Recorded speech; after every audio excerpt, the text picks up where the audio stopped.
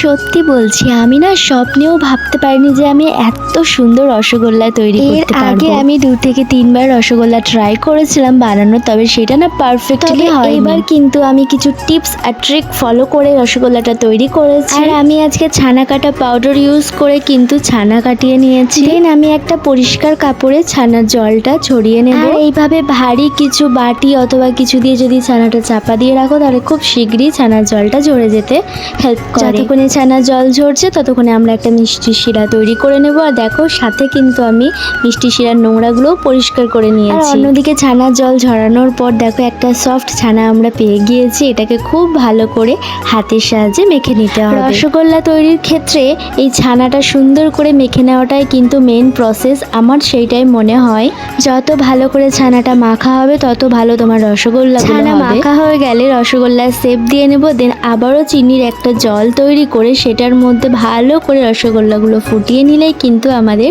মিষ্টিটা একদমই তৈরি হয়ে যাবে।